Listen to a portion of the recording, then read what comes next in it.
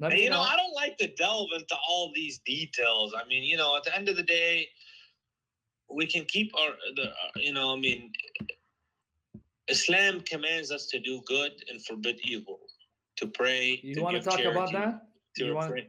so you want to talk about moral teaching of the Quran? Is that what you want to talk about now? We can do that.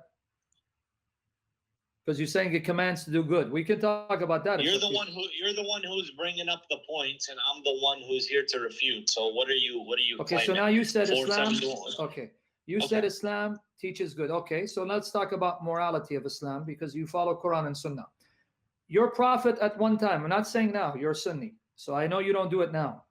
But at one time, your prophet accepted Zawj al-Muta. Muta, right? Yeah. You're okay with that? Him doing Muta? At the time, it was accepted. So now be honest with me as a man who has respect. You have ghira, you have honor. How would you feel if you lived at that time? So understand what I'm saying. How would you feel if you lived at that time and one of the Muslims said, I want to marry your sister for 3 days, and then when I'm done, I'll divorce her and give her money? You honestly would be okay with that? I don't believe that it was done in that context. I believe it was more of, when they were away from their wives. Oh, so it's okay? They're away? So, okay, a Muslim from California is away from his wife, and you're living in Chicago, and he says, Ya akhi, I'm going to marry your sister for 3 days and give her money when I'm done because my wife is in California. Are you okay with that? Well, at the end of the day, you have to consider it like this. Do you want to have unlawful sexual relations in the eyes of Allah? Or do you actually want to, if the Prophet said something and he's the highest moral authority. So if he permitted something at a certain time under certain circumstances, or it's not for us to really question that. We just follow him exactly as he says, and we obey him. So you really think a God Almighty, who's all powerful, would legalize? Hey, I'm giving it to you straight. Am I beating around the bush? No, you're honest. Okay. All right. Okay, that's fine. All right. Okay, then you're saying if it's from Allah, okay, that's fine. All right, then you can see why non-Muslims have a problem with it. But okay, now that you said, well, if it's from Allah, all right, fine. Okay, that's fine. Let me ask you this then. In chapter 4, verse 24 of the Quran.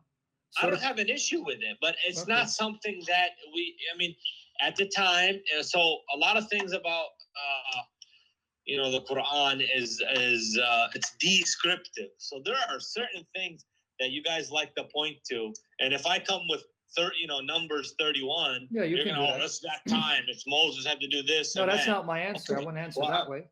I wouldn't answer that way, but that's okay. I wouldn't answer that. I can answer that very easily. I will, but that's not how we answer Numbers 31. But coming to this issue, Surah An-Nisa, chapter 4, verse 24, that you said, okay, Allah permitted it at that time, and that was legal, and I have no problem with it. But now the Shia, who say that their hadith still allows muta, it's not been abrogated. Do you then tell them, then you guys are committing zina because you're committing prostitution and trying to excuse it? Would you accuse them of committing zina? Yeah, because it was said that it was allowed for a certain period of time. Like when the Muslims, they went on expeditions and they were away from their wives, they were allowed to do it. But they could do it. They didn't have any wives at that time, and it was a different time and stuff like that. Okay, so the Shia doing it today. They needed to give a mahr, give a gift, give a dowry to marry a woman, and they could enjoy her in a marital way.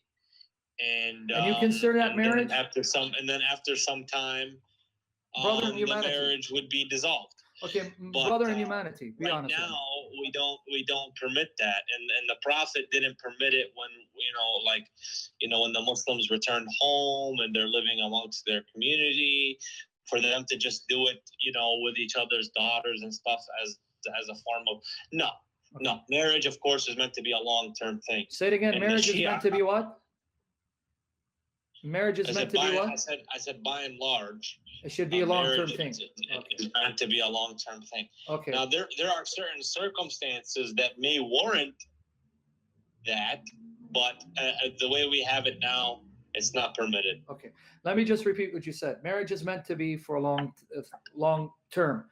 Even though I may marry someone that I want to stay with, things happen, we get divorced. But my intention wasn't to marry her and divorce her. So you agree. But you're saying because Muhammad, under the orders of your God, because you believe Allah spoke to your prophet, when your prophet said, you can marry them short term, and you can tell a woman, look, I'm just going to marry you for 3 days and pay you money. That was legal marriage, even though the intention was to be married for a short term. And you really call that marital? You really call that a marriage?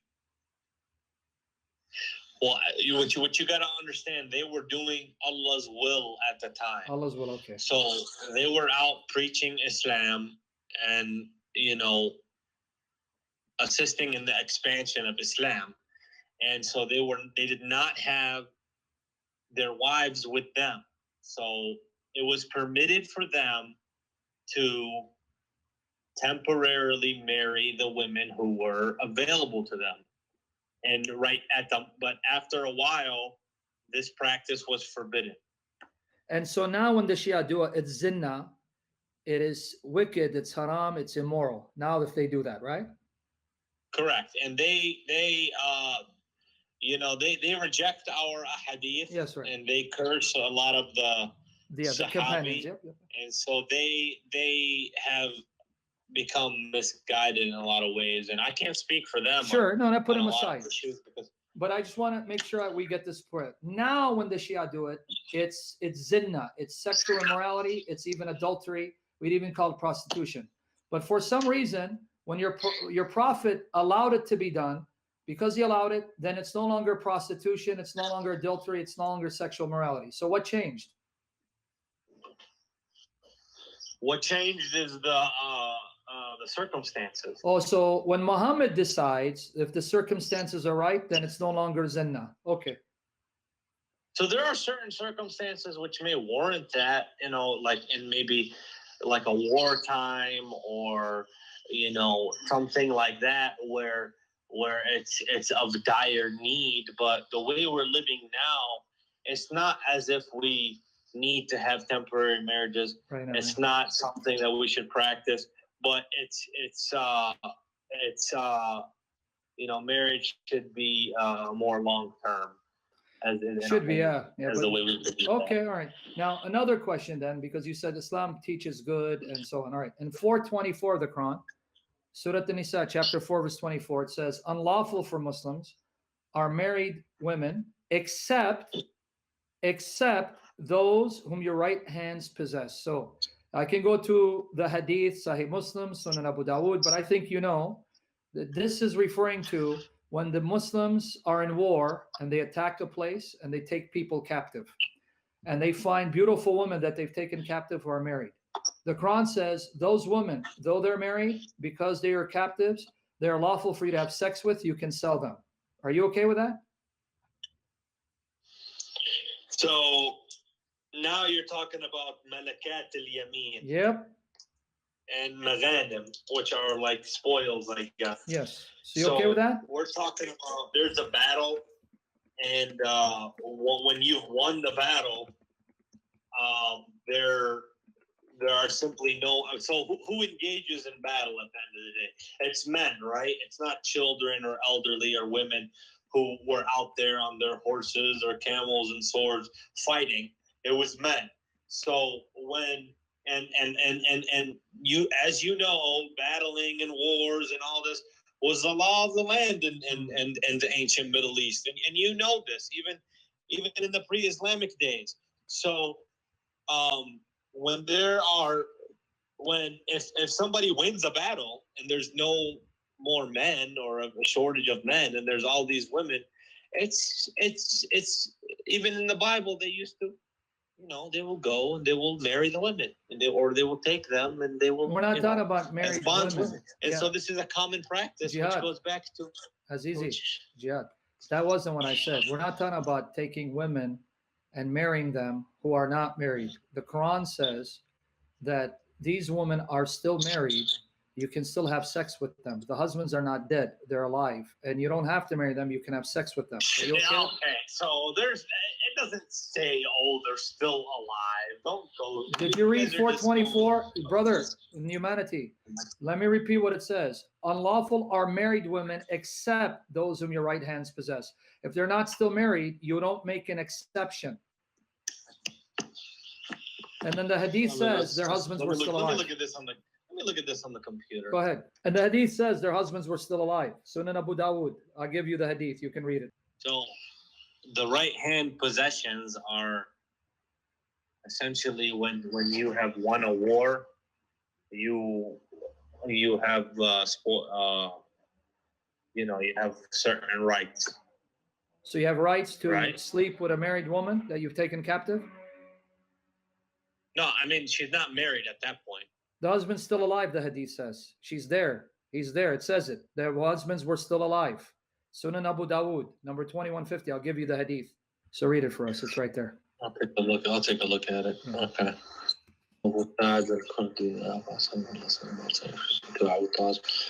Occasion of the Battle of Hunayn, they met their enemy and fought with them. They defeated them and took them captive. Some of the companions of Apostle of Allah were reluctant to have relations with the female captives because of their pagan husbands. So why didn't they want to have sex with them? Because they knew their husbands prior to their death. Where does it say death? So you added to that. It's stuck for Allah. Then if they're dead, they're not married. Where does it say they were alive? It just said it. They didn't want to have sex with them because of their husbands. If the husbands are dead, then there is no husbands for them to worry about.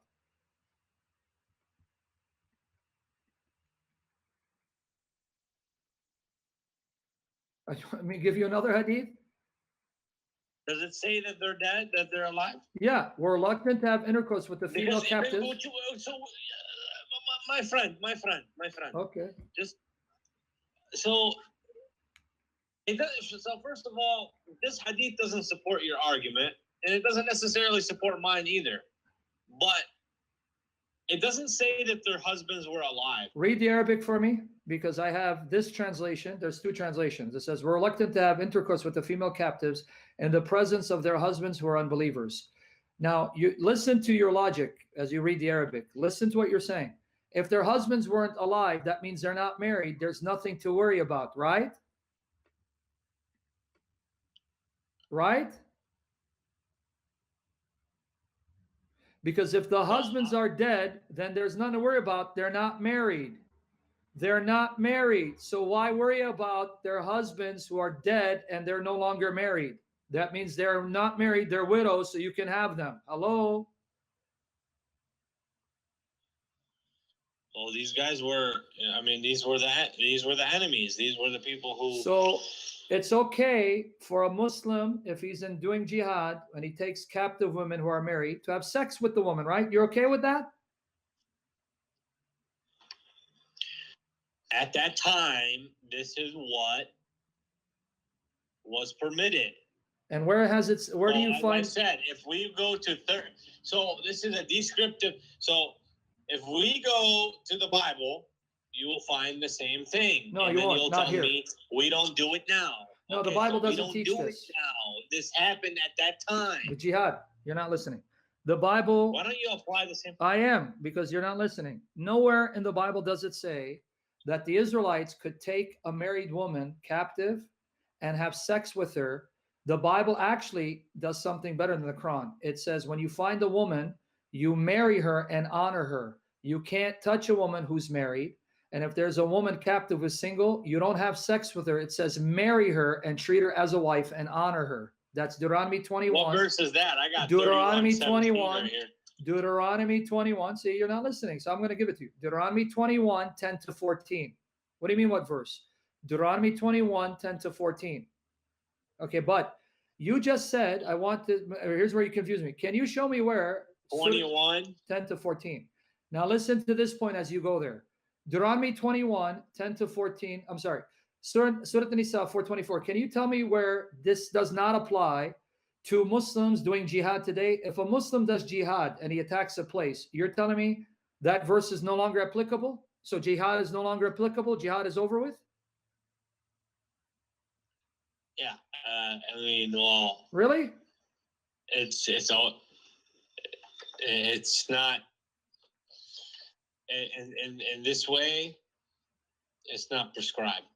So you're saying when the Muslims do jihad, they're going against the Quran because jihad is done with, even though the hadith say you will struggle in the way of Allah till the last day, even against the Jews, that the Jews will be hiding behind a stone and the stone will say, Ya Abdullah, you're honestly saying jihad is done with? That's it?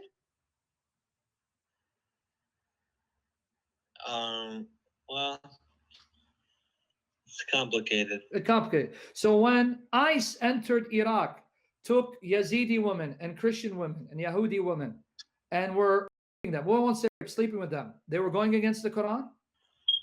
You say there has to be a state. What happens when you don't have an Islamic state and when you don't have a Khalif who's following Sharia, and then you have Abu Bakr al-Baghdadi claiming to be the Khalif and fighting the cause of Allah? Are you saying Quranically they're wrong? If so, where? Give me the hadith and the Quran says they're wrong. Look. I'm not going to sit here and go into all that. Because... So are you okay then with a Muslim man taking a married woman captive? And better yet, you're okay with your prophet doing it? Were you okay with your prophet doing it? It was something that they did back then. And you're okay with your prophet doing it? So you're okay then? Huh? You're okay with your prophet, he did that. Married women having sex with them and then selling them off. You okay with it? Look, if there were no more men after the war, then there had to be some men to take care of those women. You mean the men, their husbands were still alive? They were not there? The husbands that they took captive, that was right there.